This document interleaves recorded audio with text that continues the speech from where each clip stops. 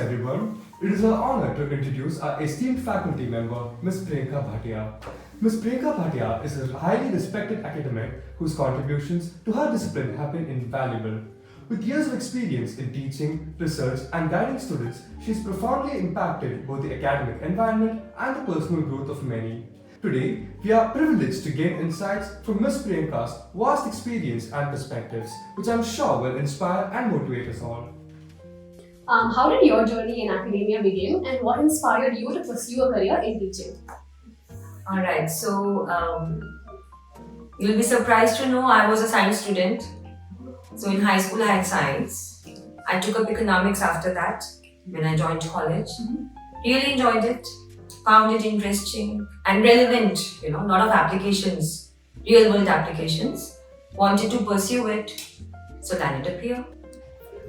What aspect of teaching do you find most rewarding and why? Alright, so teaching is rewarding. In economics, we talk of the short run and the long run. So I think it's rewarding in the short run as well as in the long run.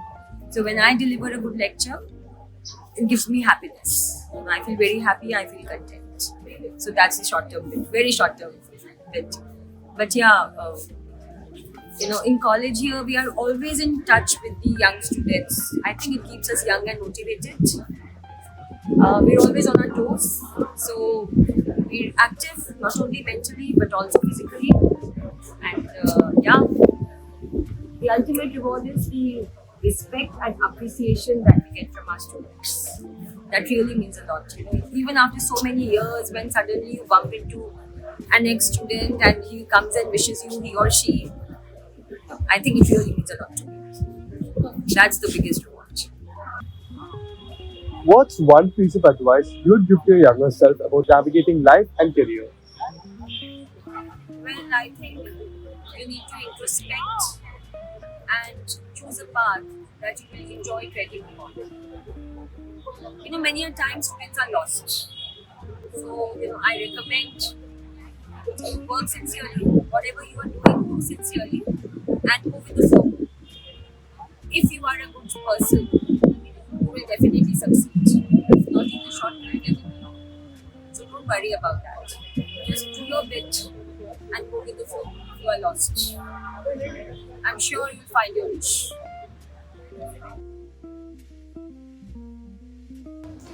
What was your most significant experience as a student and how has that shaped your teaching philosophy?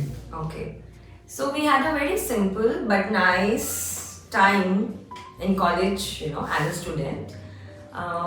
We didn't have as many opportunities as you people have today, but we enjoyed. We were happy in our own little world, studying, some chill time and attending classes regularly and so on, studying, chilling and so on.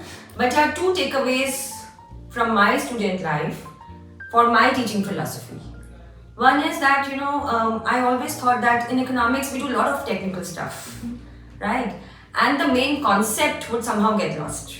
So I think, and I try to do this when I'm teaching, intuitive reasoning must be really emphasized upon. We should not compromise on clarity of concepts. And the other takeaway is the importance of a well-structured lecture. I think it really makes a difference. Understanding is much better if the lecture is well prepared. So till date, I think about that very seriously before I enter the class. If you could teach any subject outside your expertise, what would it be and why? Art of being happy. So, I'm really interested. After all, who doesn't want to be in a happy situation?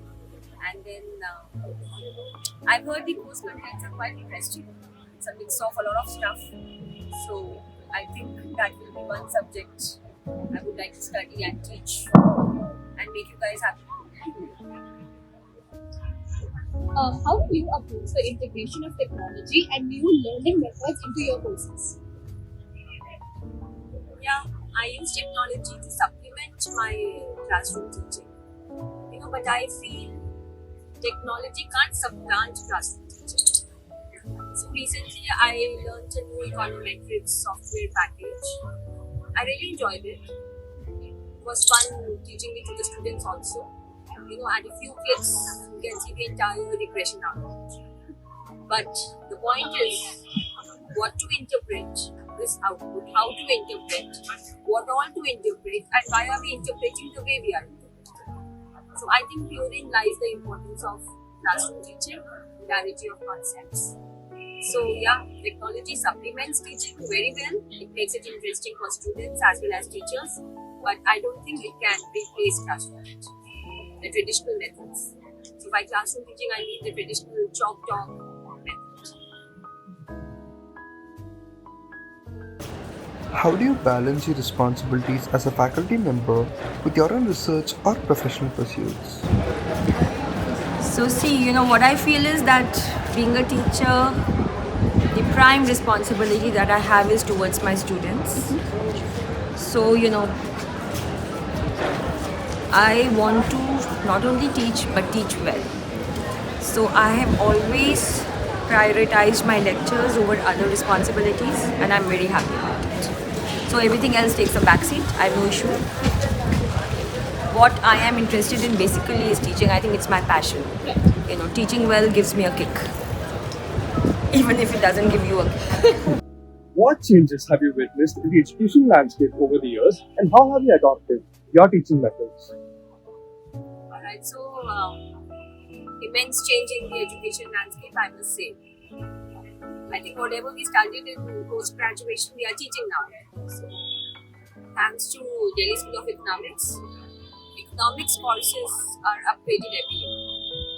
And I'm very proud to share that the curriculum of BA Honours Economics is actually consistent with global standards. Yeah, so obviously you also have to keep up with it, we keep studying. It is both challenging as well as satisfying. So you know, I say I'm still learning. I'm a student like you. If you could relive 1 year of your life, which one would it be and why? Childhood years. I would like to relive my childhood. But the way we were, not the way you are. Without mobiles, without technology, we were absolutely, I think we had a very innocent and lovely childhood. Parents around, and siblings around. Playing during the day, just worrying about a little bit about school, that's it. I think those were the wonderful years of my life, and that's what I would like to live. In fact, I would like my kids to live a part of that without gadgets.